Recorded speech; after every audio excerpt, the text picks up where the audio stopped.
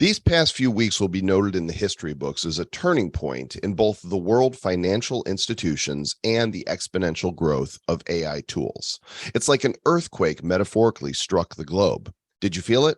Perhaps not, but what the aftershocks from the early days of 2023 mean for the future of humanity, the direction of the global economy, and the coming next world order will be felt in the months and years to come. Today, we welcome our friend Chris Snook back to the show to discuss this next world order, the forces that are going to drive our future, and how your life will be impacted. And yes, crypto could play a big role in it. The Sith Lords are doing their best to bring us in line with their wishes, but we Jedi are fighting the fight for freedom and liberty. So have your lightsaber at the ready, and may the forces be with you for this episode number 675 of the Bad Crypto Podcast. 5, 4, 3, 2, 1, 0, ignition. Who's that? Set the Wayback Machine to October 24th of 2018, 5 years ago almost, episode number 197, where we had Christopher J. Snook, our friend and comrade, on an episode called The Future of Money, prognosticating about what comes next. And he is back with us today to take a look at those predictions. Was he on track with what the direction things are going, and to look at these 5 forces that are propelling us into the future. Chris, welcome back to the Bad Crypto Podcast, sir.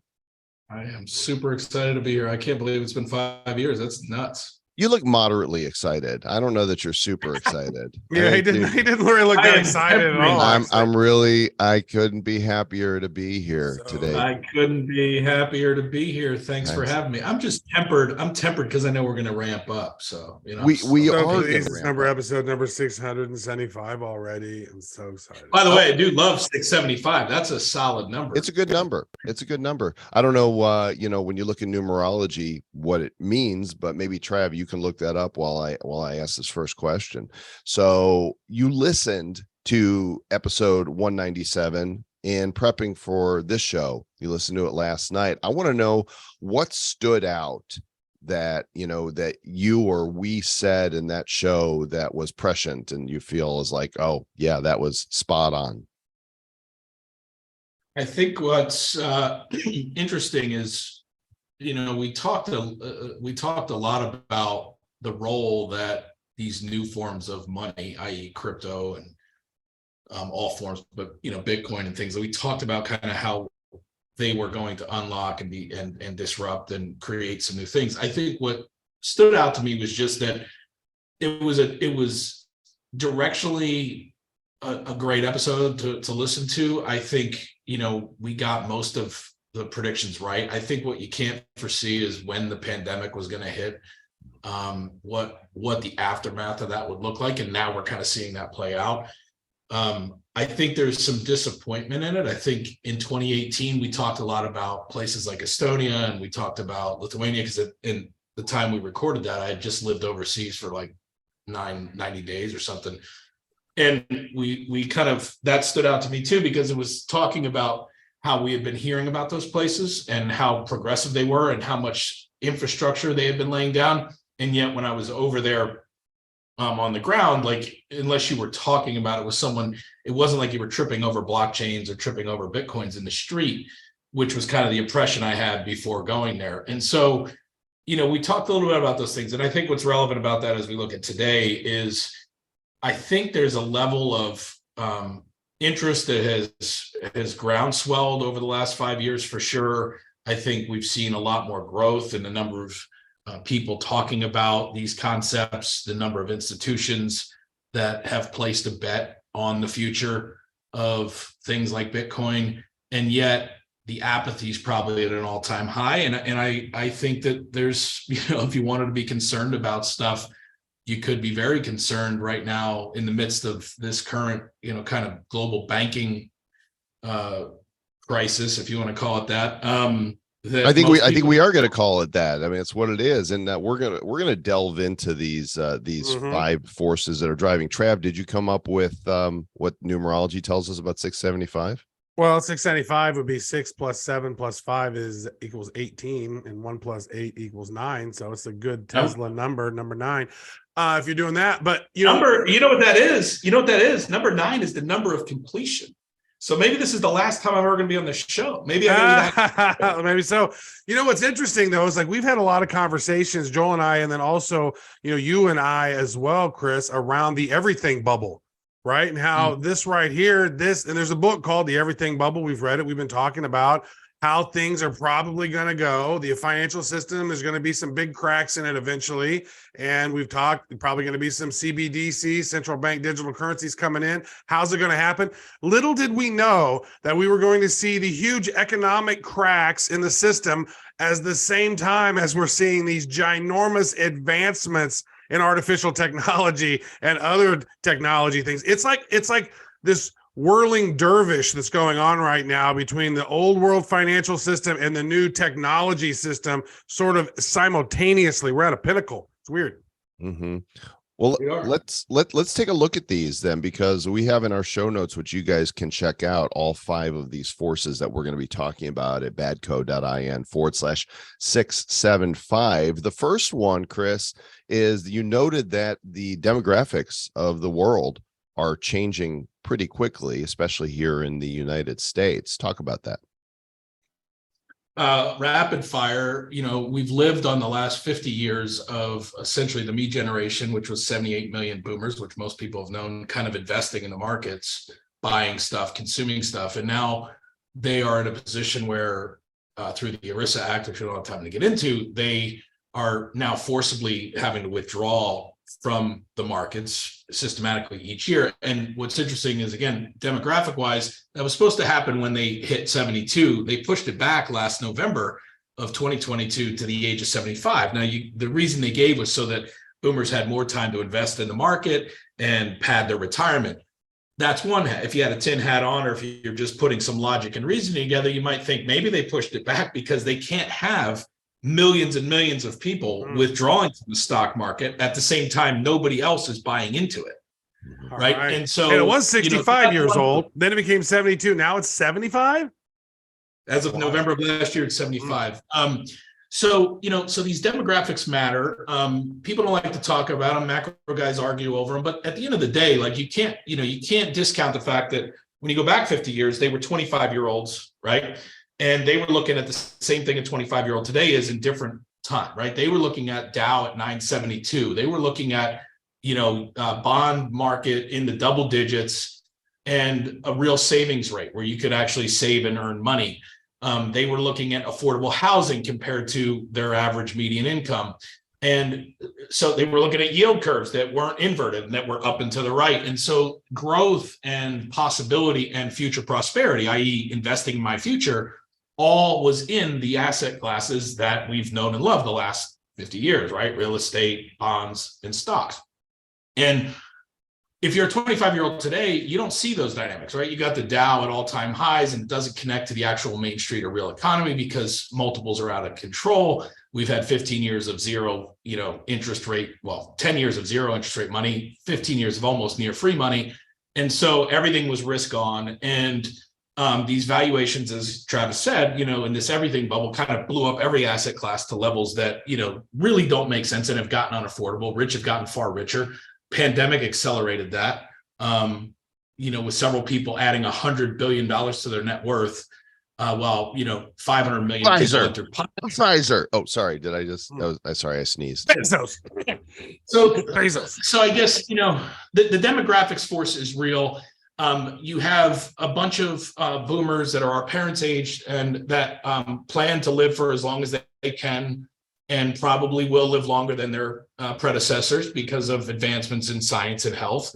And yet they have, a dwindling limited supply of fixed income. And so what are they going to do? Well, what all of us would do, if you don't know how long you're going to live and you have a certain amount of assets to ride it out, you start cutting costs, right? You sell your second home, you live with the used car. And so as you exit the consumer market, there's got to be someone to replace your thrust.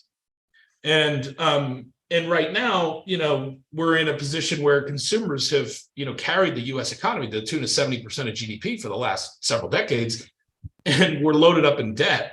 You got 3.9 billion people on the planet, on the other side of the planet, under the age of 39, that are digitally native and that are kind of emerging markets from Southeast Asia to what have you.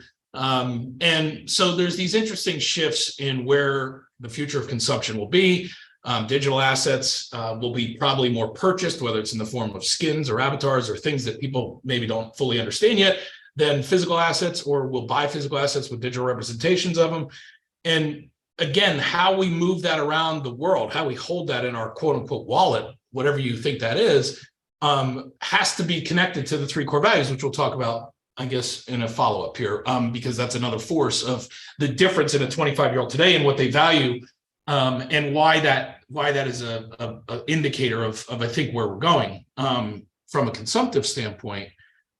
But we'll take a breath and kind of talk That's about good. whatever. So, force one, global demographics are rapidly changing. That's true. I mean, you talk about the boomers and how they were so big consumers because it rhymes with boomer. So you got to be a consumer.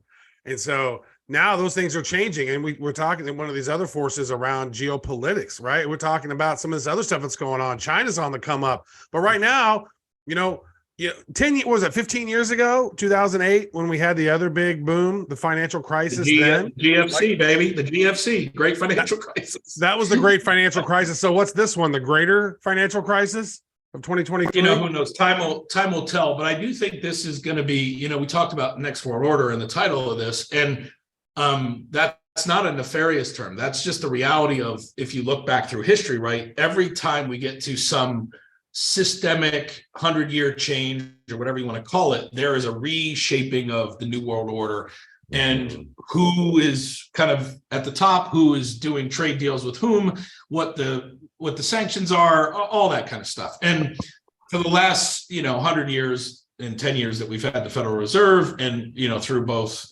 the gold standard, then Bretton Woods, and then essentially 1971 coming off the gold standard, as we've moved through this different thing, we've had this central bank kind of model for the last 110 years that we, take for granted as normal, but it's 110 years old. And if you look at books like The Fourth Turning, which you guys have heard me talk about ad nauseum, we kind of are in that crisis mode of that fourth turning, which is, somewhere around 2030, 2032 is when we'll hit the peak piece of that. And what happens in that time period is the institutions from the last 100 years are either torn down, fall down, or kind of degrade to a level. And then in parallel, what's happening is, for a period of about 10 years, there's this overlap where the institutions that'll rule the next 100 years or the first 50 of the next 100 years are being stood up and there to replace. And there's like all this disarray that happens in that period, as you can imagine, because the status quo is kind of fighting to maintain itself, but it's kind of like, it's a broken down house, right? It's ultimately just going to collapse. But it's like the movie, it's like Money Pit with Tom Hanks, right? That's kind of how they're treating the U.S. By the way, as you were talking about new alignments and stuff, I want to point out this tweet just broke that Putin and Xi Jinping it's happening right now, signed documents on Russia-China strategic cooperation. And of course, this empowers both Russia and China. But you alluded to how young people today are valuing things different and want different jobs. So this is force number 2, right? Well, yeah. So force number 2 is, to simplify, Parag Khanna, who another favorite author of mine, wrote several books, Connectography. His most recent one's called Move. His, the three forces or the three values that kind of anyone in the YZ generations value are in this order: mobility, connectivity, and community.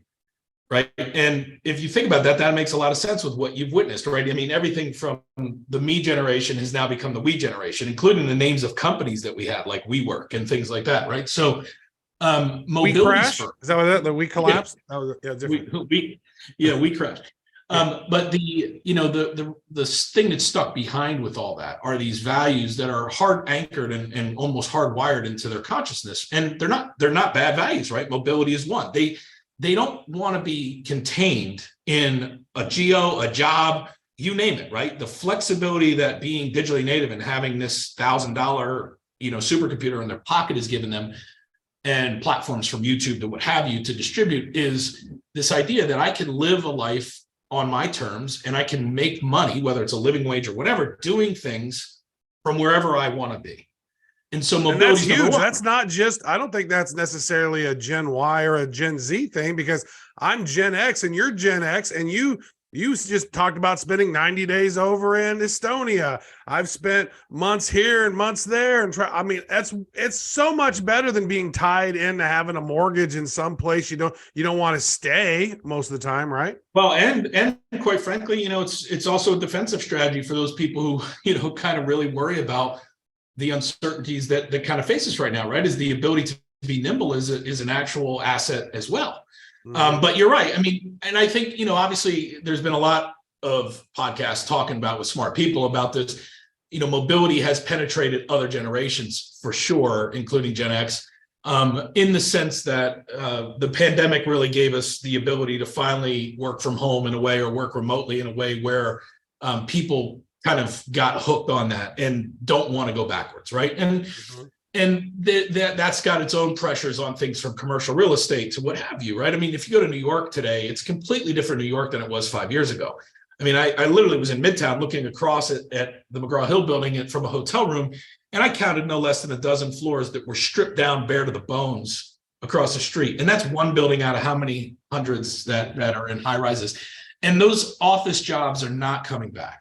And then when you factor in AI, again, not jumping around, but trying to connect these dots for folks rapidly, like when you connect the AI exponential change that's happening and the deflationary forces it's doing on knowledge work, whether it be accountancies or paralegals or what have you, tell me who's going to be in those offices then. Let me make a point about that, Chris, because we just covered this on the Bad AI show. If you guys want to check out Bad AI show episode number 4, because what happened this week is Google, Microsoft, OpenAI, Midjourney, they all took a huge step up today in what these tools are able to do. And now ChatGPT 4 can not only pass the bar, but can pass the medical exams, right? I mean, it's crazy. And I just read in a newsletter that I subscribe to called Neon Pulse that according to the World Economic Forum, who we all love and admire so much, 50% of all employees will need reskilling by 2025. That's huge.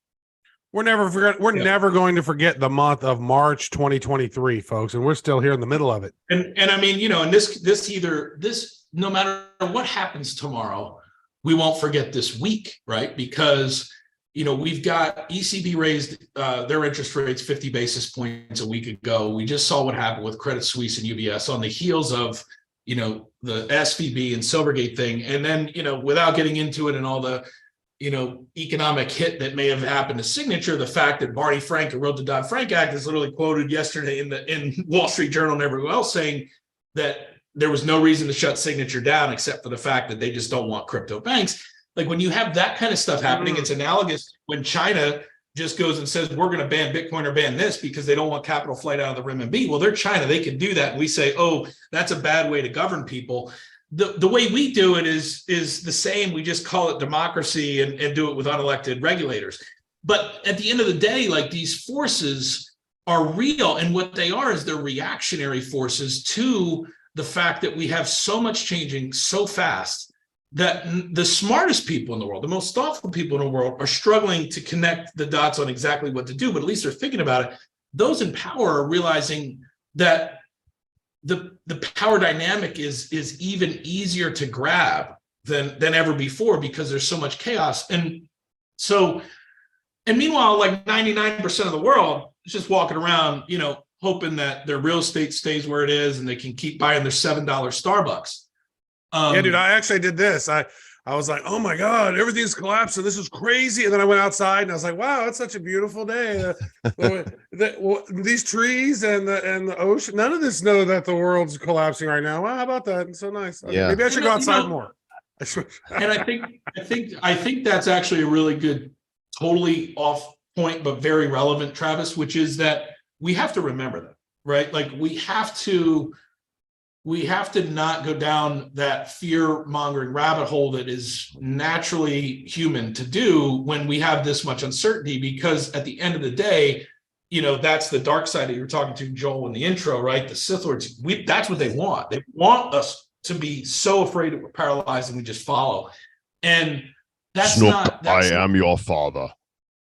That's right. Don't follow those brothers, And 'cause so I brothers think, get you know, sometimes the healthiest thing we can do is, even if we're super excited about all this innovation and we're riding the wave of it, is to make sure we get outside and get into nature, make sure that we realize that sun's been coming up a lot longer than we've been on this rock, certainly a lot longer than there's been central banks or decentralized currencies.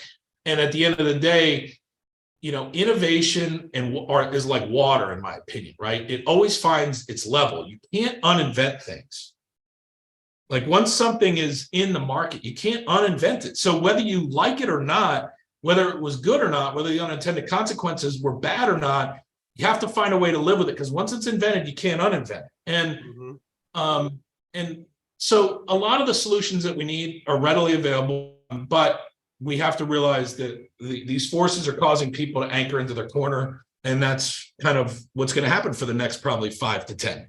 That makes sense. So that kind of covers force number 3 then. You kind of covered that while we were chatting with that. It's like exponential technologies disrupt and destroy before they create. That's kind of force 3. We want people listening back at home to make sure they get that bullet point. So that pretty much covers that. Here we are, AI. A lot of this stuff's going away. There's something that dawned on me too, guys, that as we were talking about Force 3, and I just tweeted it, you know, for years, we've joked about, you know, for people who are losing their jobs because minimum wage is pushing up and, you know, bots are able to do the job. We've said, learn to code. Well, guess what? Turns out that was bad advice. Yeah. Learn to prompt, learn to be a prompt engineer. Learn to prompt. It is better. And I think, you know, and Travis had a tweet the other day I saw that I thought was really interesting. It was kind of your typical kind of play on words, somewhat joke, but serious. And it had something to do with, you know, in 2021 and 22, we're all excited because essentially NFTs and blockchain were liberating creatives and giving them a path to income. And then in 2023, AI basically just took it all away, right? Like, now it's not necessarily 100% true, but I liked how you tweeted it. I thought it was, you know, a very astute kind of juxtaposition of these forces in real time. Joel, you said something too that I think is relevant earlier, which was that you quoted, I think it was World Economic Forum or someone, about 50% of workers need to be reskilled. The arrogance of us saying things like need to be reskilled is so far from empathetic that again, I just think we have to get better, right? As a society, they either need to be reskilled or they need to take their job booster. One of the two. We just have to get more empathetic. You know, nobody needs to do anything, right? In a free society, people don't need to do anything. If they need to do, you know, there's a saying one of my mentors had years ago. He said, "You have to until you want to, and then you don't have to anymore."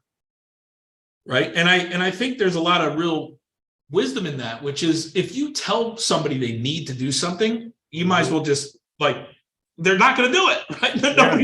It doesn't matter. Yeah. We don't have to be having this conversation. We like to. It's interesting to us, and we hope that it's interesting to the people who are tuning in and listening, because we like to share this information. You want to tune in and listen. No, you need to. You must subscribe now. You must hit the notification bell. It's must. Or not. I mean, that's you know, that's a whole other conversation. But again, I thought that was a really important thing that you said, because we don't need to reskill. We have the opportunity to reskill. Those who don't reskill will have to somehow be subsidized. And so the force mechanism is, if they don't want to get reskilled, well, then we've got to all deal with it, right? As society, because that means 50% of the jobs that, you know, are going to be gone over the next 3 to 5 years will be replaced in 10, but there might be a 5 with jobs we haven't invented yet, by the way. But there might be a 5-year gap there where we don't know even what those things are. So is that force 4? Like, we have to rapidly learn to teach ourselves and our children to think original thoughts? That's not necessarily learning new skills. No, it's a segue to force 4. Which is, Henry Ford said it, you know, the thinking's the hardest work a human being can do, which is why so few do it. We've got it even harder than when Henry Ford said that 100 and some odd years ago, because we think, but this is actually doing the thinking for us through algorithmic behavior modification. So, we've got a compound effect there too, which is we think we're smarter than we are. We think we're thinking. We've got still industrial age institutions, which, oh, by the way, AI and ChatGPT and all these things are going to force into bankruptcy. I mean, like 30 to 40%, I've seen predictions, whether they're right or not's not the point, of higher education institutions will be insolvent in the next 5 years because they won't have students. Like, why would you go to school if all you're going to do is teach me to memorize shit? Right? When I can go to ChatGPT 4, have a 5-minute conversation, and I can crank out something that McKinsey spent hundreds of thousands of dollars on. Right. Like, what I need to be able to do is think, because what human beings can do is they can feel. AIs can't. Right? Human beings can emote. AIs can't. Human beings can also fart, which is good. It's necessary sometimes. That's Gotta true. pass gas. AIs, we can't do that definitely.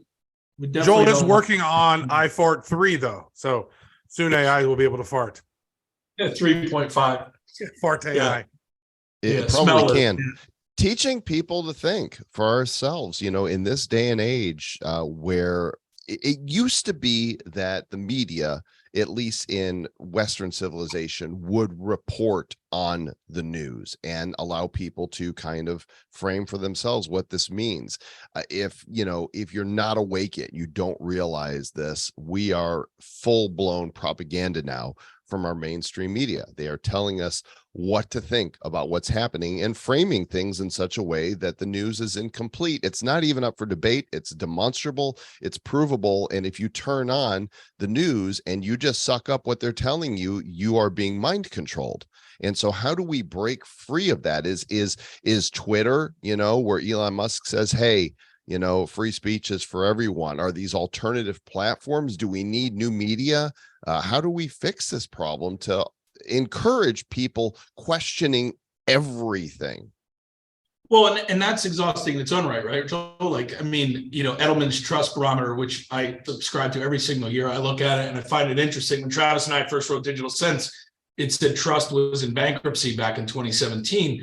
This year, their headline for all their research said default. Distrust is the default. So in 2023, coming into it, or 2022's report, whatever the most recent one was, Edelman's Trust Barometer said distrust is the default. I don't think that surprises anybody. But again, if we think about, well, wait a minute, what does that mean? What that means is we're questioning everything already, right? So, well, we should. Okay. One second on that. The CIA director, William Casey, he actually said this back in the early 80s. He says, we'll know that our disinformation campaign program is complete when everything the American public believes is false. yeah, Like they're creating and sculpting our narratives for us. They own the media companies. They tell them what we want to know. Oh, this people did this. We're not going to talk any about that. Like, we're not going to release any of this information that should be released. Ghislaine Maxwell. We're not going to talk anything about this laptop. We're not going to do anything about this. Oh, but this over here, let's all focus on this over here. And so the misdirection and disinformation is just such a complete apparatus at this point that it's just really hard for somebody who doesn't know how to think to actually be able to maneuver through the scenario. Well, and I mean, again, thinking is a practice. It's an exercise, and it's questioning our own assumptions. It's literally being willing to be wrong, right? Before we're worried about whether someone else is wrong, my opinion is it's willing to wonder if we're wrong. What if what we think is inaccurate? What if we believe something that doesn't? I did analysis actually... on myself, and I've come to the conclusion that I'm completely correct. Thank you. Next question. Next question. But I mean, again, example of it is like, if you were just to question something, you go, well, what's like a logic pattern you might use? You'd say, okay, so what I heard about Bitcoin and crypto is it's highly volatile. That's what I've heard, right? If I'm just tuning into the mainstream stuff. Is that true? Is that false? Well, if you look at the pattern, you could say, yeah, I mean, the data says it goes up by 50% and it comes down by 30%. You could call that volatile by any reasonable thing. It was at 69, now it's at 28 or whatever, but it hit as low as 16. So I had a 67% fall. But then you hear about Tesla stock and hear about Microsoft and hear about these things. And you look at those math and they're roughly the same. They had a 67, 70% drop off last year, right? Or at the end of this year. And then you look at this week, and First Republic Bank gets a $30 billion injection from 11 of the biggest banks in the world, including Chase, and their stock falls 87% in a matter of days. What's more volatile than that? Like, again, if it's all volatile, then I could think and I could go, okay, so which one of these things is at the end of its 100-year cycle or at the beginning of the next 100-year cycle? Which one of these things might be there? If bank stocks get hammered in the stock market for the last 3 weeks, regardless of the reason, forget why. And every time the stock market has crashed in the last 5 years since I was last on this show, Bitcoin crashed with it. But this time, this week, everything crashes and Bitcoin's up 75%. Yeah, because there's not the hedges that there were before. Maybe something's happening. Maybe there's something I should pay more attention to. Maybe I should finally try and really understand what this thing called Bitcoin does. Doesn't mean I should buy it. Doesn't mean I shouldn't buy it. Not making investment advice. What I'm saying is maybe it's time to think about, do I know how it actually works? Or do I only know what I've heard? And maybe I should be interested. Maybe not need to. I don't need to, but maybe I want to learn a little bit. Thinking for yourself is never a bad idea. So that's number 4. Force number 5 kind of goes back to we kind of gave a picture of what this looks like as we talked about Russia and China signing a deal. Geopolitics is the tinderbox, right? And, we've got this war in Ukraine. And honestly, I'm not putting Ukraine flags up on my Twitter profile, not because I don't support the Ukrainian people, but everything I've read tells me they're all bad. Russia and Ukraine is just, rife with scandal, and innocent people are being treated like pawns and dying on both sides. And I don't think we know what's really going on over there. So, combine the lack of knowledge with the volatility of what's going on in these wars, and we have one hell of a tinderbox, don't we? Yeah. Well, it's like lack of knowledge and an obsessive amount of self-righteousness in a lot of cases, right? It's like, I don't know anything about this, but by God, I know it all. Right? There's a lot of that attitude, it seems. And again, I think to tie some of this all together, right? I think we could say we have a pretty good idea what's going on over there. What's going on over there is the majority of humanity that is involved in either one of those sides is suffering. If you're a mother of a Russian child right now, you are suffering because your kids are being shipped off to be basically executed. Right. If you're a Ukrainian family, you are suffering. And again, back to empathy, like we have a handful of we have this notion that, we're protecting our sovereignty or protecting our countries, and, every country's right from their own perspective, right? Putin's right from his own perspective, no matter how batshit crazy it may be. He's right from his own perspective. And so was Hitler, by the way, right? From his own perspective. But that doesn't mean that, again, it doesn't mean that it's like it's a good perspective. It just means that you're trying to convince someone of a different perspective, and all they're trying to do is control and hold on to more of what they have, right? And in the name of whatever their country or their flag is, the majority of people there are no different than the majority of people here. They want things that their government's not willing to give them. And I'm not saying that government is evil, because government is essentially the reflection of the people and what they've paid attention to or what they haven't. But when there's been a monetary controlled interest across governments, then you don't typically get representation at the levels that you'd like. And these are usually when revolutions happen, both internal and external. And right now, the sad news is that we have never come through, at least in the last 100 years, we've never come through a crisis period without going through some form of armed world conflict. And the question to that, though, is how much of that armed conflict was part of the greater plan to get them to move society to the way that the elites kind of want. And it's like a lot of times it's like war is very profitable for the few that it's profitable for. Well, I mean, and again, the incentives and all that stuff, that's a whole other conversation, but the incentives matter and everything, right? The incentives around media are about clicks and views and salacious stuff and polarizing stuff is the only thing that gets that anymore. So that's why we have propaganda ad nauseum versus news, right? Because facts don't sell, right? And so these things happen, and how do you fund deficits, and how do you do that? Well, you create either war or you focus on environmental stuff, because it's the only thing that has an unlimited spend, right? Like when we had a hole in the ozone layer 30 years ago, we couldn't really quantify how much it was going to cost to fix. So it's the perfect thing to invest in, because Right. that rocket, or war's the same way, right? Oh, that missile is going to cost $150 million a piece, right? Like it's all made up out of thin air to fill whatever gap in the balance sheet needs to be filled. And that's the scary thing, is that this time, though, we do have some real political and ideological things happening that will be very interesting to see how they play out. And I hope that if we truly believe in the best of humanity and in what this country stood for from its foundation, that we'll find a way to compromise, or we'll find a way forward that doesn't include us, doing the bad stuff. But we may not have a choice. We may be forced into the bad stuff, and we're dealing with unstable people on all sides, it seems like. So including here on this show, there's seriously unstable people. Yeah. Right? Yeah. So these are all really good points. Let's bring it together with a positive conclusion. The question is, so how then shall we live? What do we do about this personally? Yeah, I think because we're all people that kind of try and focus on the positive. First thing I would say is,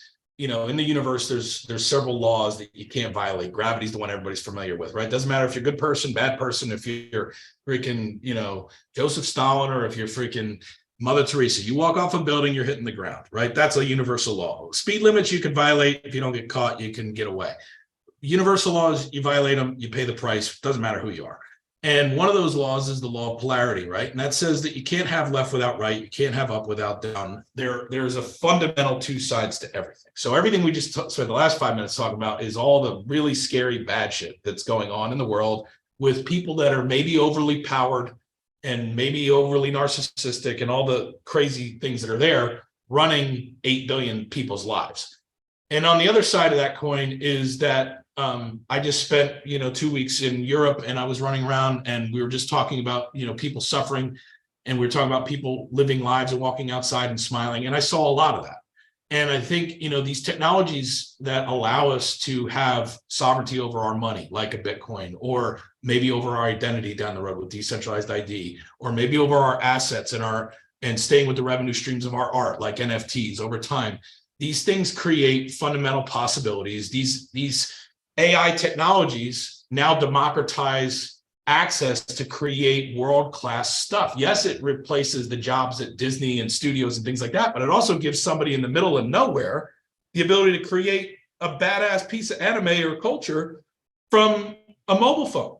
So I think what we have is we have probably the most important decade of humanity's 10,000 some odd years. I think this month, March of 23, will go down as a really pivotal month in kind of what happens over the next decade, or kind of the catalyst and like a turning point.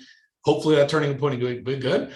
But I think anyone listening to this long is trying to figure out how to be part of the positive side of that equation. And the way to do that is, again, want to create a better life for yourself and want to learn about these tools, not because you need to, but because they can unlock possibilities for you in a world where possibilities that you thought were going to be there may be evaporating. A wild time. Thank you so much for coming on the show, Mr. Chris Snook. If you want to hear more of Mr. Chris Snook, you can tune into our podcast. Mr. Chris Snook and I do the Web3 show. Excuse me. We do the Web3 show, and sometimes we're live at the New York Stock Exchange. Sometimes we're not, but we're having some great conversations, having fun. So make sure to check out our YouTube on that. And what else, Mr. Joel Comm? Well, we appreciate you guys. And if you wouldn't mind giving us a review, we would really appreciate that, especially if it's 5 stars. If it's funny, we'll consider it a 6-star review. Just go to iTunes or wherever you listen that accepts reviews from listeners, and go ahead and put that in there. Make sure you're subscribed, ring the bell, tell a friend. And we're going to do something really unusual on this episode. We're going to let our guest take us home. Mr. Snook, what do you got to say? Well, first of all, I want to just acknowledge both you guys for a tremendous effort these last 6 years with Bad Crypto Podcast, Bad Media, now Bad AI. You have been consistent. You have been steady. And for those of you who've listened for any length of that time, I think you'll be the first one to agree with me that your life is better because of it. So to close us out, if you want your life to be better, like, subscribe, share this podcast, Bad Crypto Podcast, Bad AI, share these guys with who you know, and stay bad. Who's bad? The Bad Crypto Podcast is a production of Bad Crypto LLC. The content of the show, the videos, and the website is provided for educational, informational, and entertainment purposes only. It's not intended to be and does not constitute financial, investment, or trading advice of any kind. You shouldn't make any decisions as to finances, investing, trading, or anything else based on this information without undertaking independent due diligence and consultation with a professional financial advisor. Please understand that the trading of Bitcoins and alternative cryptocurrencies have potential risks involved. Anyone wishing to invest in any of the currencies or tokens mentioned on this podcast should first seek their own independent professional financial advisor.